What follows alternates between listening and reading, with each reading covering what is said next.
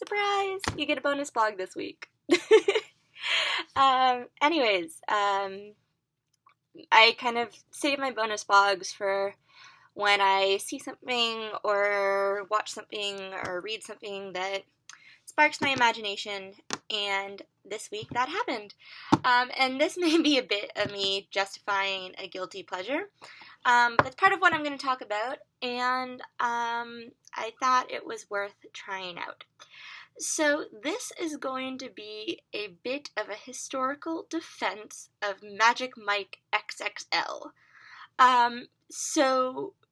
Because Magic Mike XXL was one of the most fun film-going experiences I've had in a long time. And I feel like there are plenty of movies with attractive people that are not as appealing as this one. And so I think that reducing it to that actually doesn't quite do the film justice.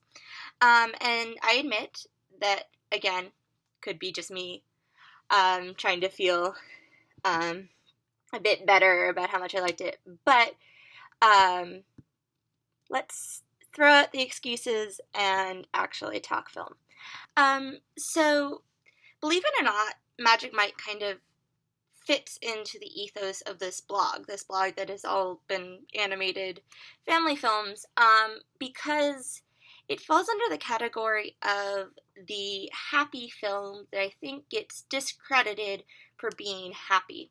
And it's really interesting because I listened to the Nerdist podcast, and they interviewed Joe Manganiello about the film, and he kind of joked that they paid their art house dues with the first one, and they got to have a lot more fun with the second one. And I think you really get that from the film, and I think that sometimes is an excuse for kind of a bad film or a lazy film, but that I also did not get that impression from this movie. It did not feel lazy, and it certainly wasn't bad.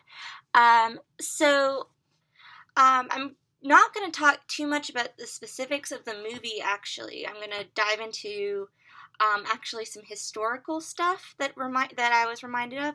But the stuff I did kind of want to say about the movie that I think is worth noting is that there is no suffering. There is no kind of sad moment. There's no kind of low moment in Magic Mike.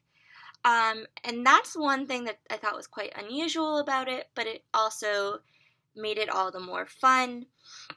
It didn't need to suffer in order to feel like it worked. And normally I'm a big fan of having the low point followed by a happy ending, because I feel like that makes the happy ending more justified. But because that wasn't really what the film was about, I'm letting it get away with that.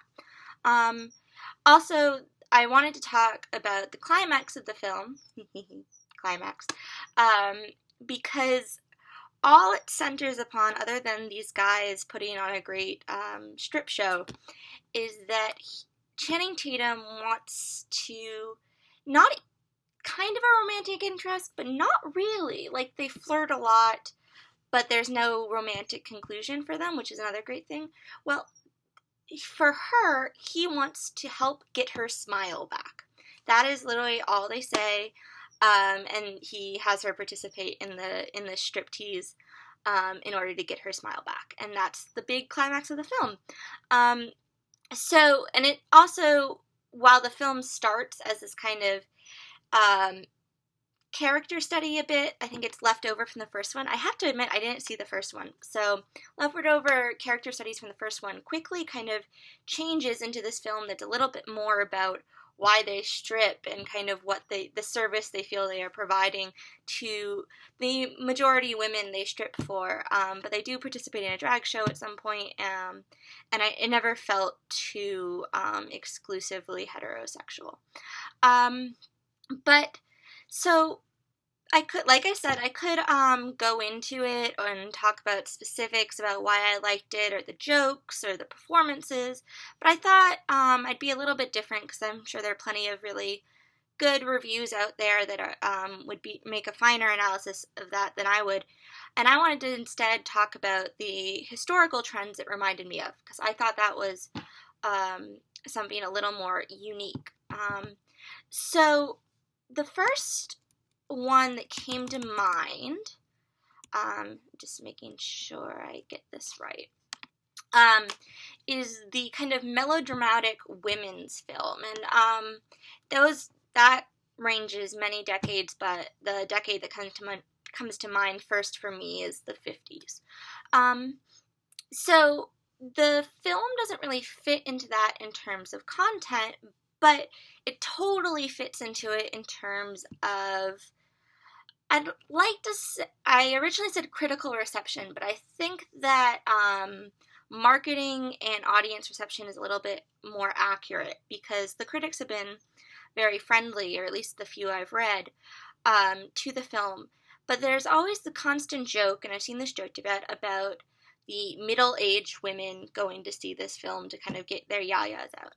And of course, that is a big portion of the audience, but I feel like it's this kind of almost, it's like, it makes it so that it's much harder for a broad audience to go see it. Like, very specifically, I don't think men feel as comfortable going to see this movie as women do. And that has kind of this long history behind it, because I feel like women have always been pretty comfortable going to see men's fare. There haven't even been films labeled as men's fare until recently, and that's kind of a joking thing. And a lot of women go see stuff like the buddy comedies, or the kind of horrible stereotype that action films are just for guys. Women have kind of foregone that many times, but I think it's harder the other way around. And like, I originally think about the phrase chick flick, which I actually haven't heard used very recently, which is kind of nice, but I think about the late 90s and early 2000s when I was a preteen and then a teenage girl, and chick flicks were for us, and that was about it. Like, when was the last time you heard an academic defense of Legally Blonde or Sweet Home Alabama? Fun fact, I actually did write a paper on Legally Blonde, and I've been really tempted to turn into a blog, so that might happen. But they're joked about, and they're kind of sequestered as teenage girl fare, which I think is unfair. But also, I'm worried that will happen with Magic Mike. And it also, and to get even more intellectual about it, when you go back further to those melodramatic women's films like I referred to from the 1950s, the name that comes to mind is a name like Douglas Sirk. And he was a director who was kind of not appreciated in his time. He made big box office numbers, but the critics didn't really like his films, and they were kind of women's fare. But the French with the Cahiers du Cinema, went back and looked at his stuff and wrote pieces about him, and through that there was kind of a resurgence in popularity and respect for Douglas Sirk. And he today is regarded as one of the finest manipulators of emotion and color specifically, and he has the distinction of being the only director to make me outright sob. So I hope that, I just think that's really interesting to think about when it comes to modern movies, because we still have that gender divide. And I think that Magic Mike, especially with its star power and some of its jokes, really is not gender specific, and men should be just as comfortable going to see it as women. And I think that we should really get beyond this idea that stuff for women is considered lesser. Let's see. That brings me to my next point, which is a little more fun, a little less social justice-y, and a little more film history-y. Because one of the reasons I wanted to talk about Magic Mike is it reminded me of my favorite genre of film, and it reminded me of my favorite film star. And that is unusual for me in terms of my emotional reaction to it, and I think the performances involved, it reminded me of all that. And so what I'm referring to, so vaguely, are the screwball comedies of the 30s and 40s, and Cary Grant. So um, I'm stretching it a little bit to talk about screwballs because screwballs have more specific characteristics that don't really fit with Magic Mike. There isn't a battle of the sexes. It's not kind of as crazy hijinks as a lot of the screwball comedies, but has a very similar tone, and its attitudes toward the hilarity of sex is very similar. And more specifically, the star power reminded me of the star power of the screwballs from the 30s and 40s, and specifically Cary Grant. Cary Grant has, when you watch his films, he has this kind of certain presence on film. And it's this kind of knowingness. I guess the closest I could think of is like if you think about John Krasinski in The Office, the way he could kind of stare at the camera and feel like you were on the same page. That's very Cary Grant. He had this kind of idea that he was the rational one in these comedic universes, but he was also in on the joke and having fun. And he also, this is not revolutionary, and I'm sure I'll have a picture of him in the corner so you can see this.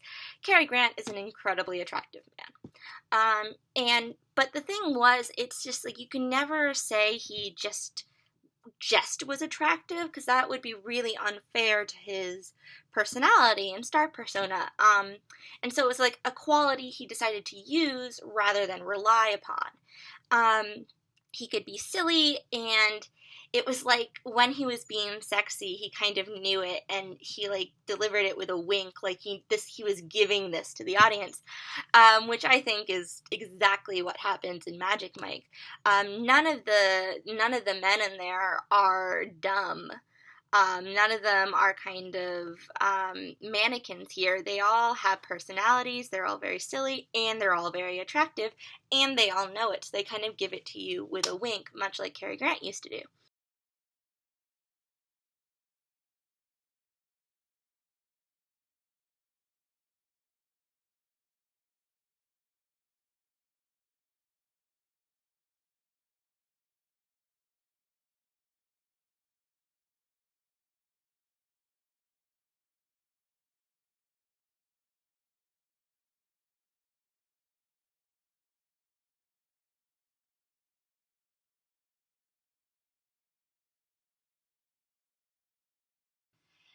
But the other thing I wanted to talk about is not just how Magic Mike's cast has the same kind of attractiveness and charm as Cary Grant, but how they kind of deal with this idea of giving the audience what they need. And in the movie, they kind of refer to the audience collectively as women, and in the days of Cary Grant, he also was always pursuing women. I'll try to say audience to try not to be heteronormative, but if I slip into that, that's why. So this idea that making your audience smile and not needing a kind of higher goal than that, and also giving the audience what they want or need, or kind of equating the two, is kind of a subtle current in some of Cary Grant's best movies, or the movies I really love him for. And he's certainly not the only movie star from his time that did that, but he's the one I want to focus on today. And the first one that came to mind is a classic. It's wonderful. It's called His Girl Friday. And what's hilarious and fantastic about His Girl Friday is that you have two male leads vying for not Catherine Hepburn, that's later, Rosalind Russell's affections. You have Ralph Bellamy and you have Cary Grant. And Ralph Bellamy is one of my favorite character actors in the entire world because he always plays the good guy who's not the right guy. And that can, sometimes he's like the good boy from Oklahoma who's just kind of lame, or just a variety, pretty much that in different forms. And in his Girlfriend, he plays that role. He's going to marry Rosalind Russell, and Cary Grant is her ex-husband. And this is a generous interpretation. Cary Grant has some very devious moments in this movie, but the kind of generous explanation for it, and the one I think is appropriate for today, is that it's presented that he fundamentally understands what Rosalind Russell actually wants or needs out of life, and it's not the tradition for a woman of her time. She thinks she wants to give up her career to be a wife and mother, and Ralph Bellamy is more than willing to step up and let her do that. So he kind of is taking the traditional role, what he thinks she wants and needs, and Cary Grant, who knows her better and knows her as a reporter, pushes her to go back to what she actually wants and needs, which is the pursuing of the story and him. So it's this kind of idea of shirking tradition and actually listening to a person and understanding what they want or need, regardless of judgment. Or moral judgment, which I think, again, is kind of fundamental principle of Magic Mike. You have strippers. There's very easy to be uncomfortable with that, or to kind of label it as moral deviance.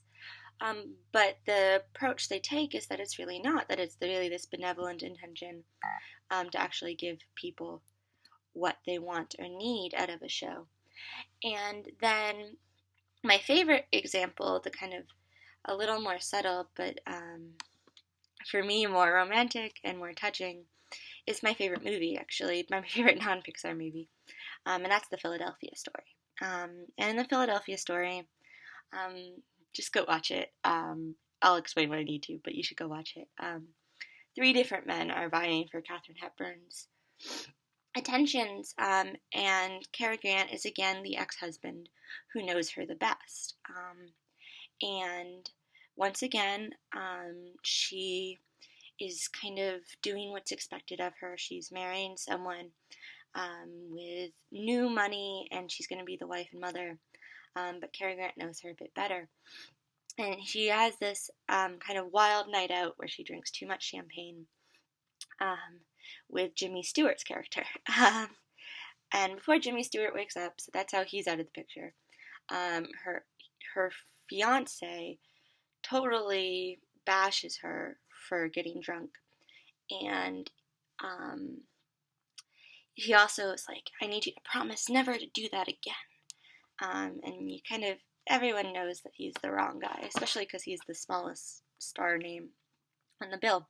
But Cary Grant just appears to her with a hangover cure and just like hands it over. And for me, that's like one of the most romantic scenes in the entire world, because it's just like he knew she had a wild night, he knew what she needed, and he took care of it. And he doesn't judge her for it. And that's the kind of why I think Magic Mike is so charming, because it really is this idea, it's like our own little hangover cure. Providing the audience with what they actually want or need, without judging them, and celebrating our kind of collective silliness and base desires, and enjoying it. So that's my kind of historical defense of Magic Mike. I think that, to kind of summarize, we should not discount it, especially if you have the ridiculous notion that it's a women's film or a chick flick. Like, let's get rid of those labels and just kind of go enjoy it. Let everybody enjoy it, regardless of sexuality, regardless of gender. Go out and enjoy it because it's fun. And that's the kind of thing I'm worried about will make people dismiss it. It's fun. And sometimes that's all you need a movie to be. And it's charming and it's sexy. And as fun as it is to kind of laugh about how ridiculous attractive everybody is. Remember that there's a historical precedent for that, and that doesn't make it a lesser movie. It actually makes it one of great tradition. And go enjoy it. Enjoy it, and it's a happy ending in the best sort of way. So, I'll be back on Friday to go back to my Manic Pixar Dream Girl series. But for now, just enjoy the rest of your week. And go watch some Cary Grant movies because they're amazing. Bye, everybody.